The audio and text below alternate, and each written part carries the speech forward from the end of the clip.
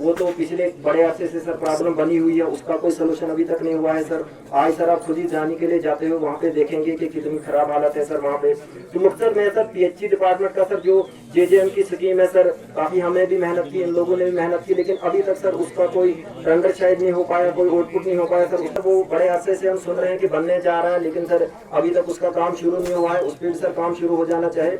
उसके बाद सर आजकल के दिनों में कभी कभार बिजली ठीक रहती है, लेकिन एसटीडी की तरफ से सर सप्लाई में कभी कभार बहुत बड़ी प्रॉब्लम आ जाती है, बहुत बड़ी कर्टेलमेंट होती है, जिस वजह से टोटल 1 या 2 घंटे के लिए बच्चों का एनरोलमेंट है, बहुत प्रॉब्लम है सर अकोमोडेशन की भी और बाकी चीजों की भी। उसके अलावा सर फील्ड में आजकल हमें बहुत ज्यादा प्रॉब्लम देखने को मिलती है, क्योंकि नरेगा का स्टाफ जो है वो सारा स्ट्राइक पे है।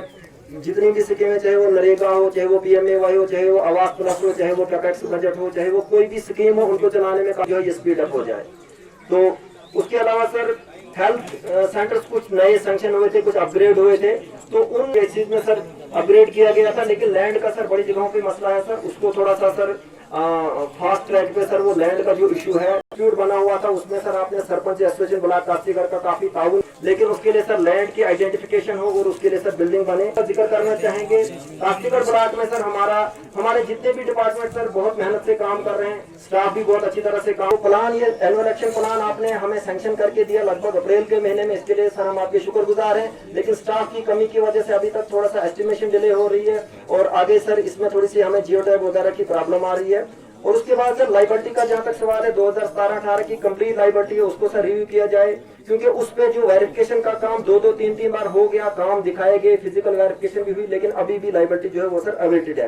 और जो इस साल का प्लान सर पहले 70% लिया, पहले 100% बनाया गया, फिर उसको 70% किया, बाद में 40% ही सैंक्शन हुआ। तो सर इसमें हमारी गुजारिश है कि 70% कम से कम इस बजट को बढ़ाने में हमारी अच्छी अचीवमेंट्स है सर, लेकिन जो कंप्लीशन रेट हमारा है थोड़ा कम है, क्योंकि स्टाफ की कमी की वजह से जियो टैग टाइम पे नहीं हो पा रहा है, जिस वजह से लोग आगे प्रोसीड नहीं कर पाते हैं। तो जो आवास प्लस है सर, आवास प्लस में हम आपके शुक्रगुजार हैं, क्योंकि आपने जो पिछले साल को जो टारगेट था वो खैर इसमें नए साल में आया, लेकिन उसमें भी सर इंस्टॉलमेंट कुछ जो एसीडी साहब के मुताबिक जो 6000 हमारे बेनिफिशियरीज के एफपीओज बने थे, टोटल सर 4500 बेनिफिशियरीज को इंस्टॉलमेंट क्रेडिट हुई, लेकिन जो सेंट्रल पूल जो हमारा अकाउंट है सर वहाँ पे फंड्स ना होने की वजह से 1500 एफपीओ सर हमारे अवेटेड है, जो 2.5 महीने से अभी अवेटेड है। हम चाहते हैं कि सर उनको भी इंस्टॉलमेंट क्रेडिट हो। और जो नए साल का सर इस साल का 22-23 का जो टारगेट है आवास प्लस के अंदर, प्लीज सर वो टारगेट भी लोगों को जल्दी मिले ताकि हम इस पे काम करें।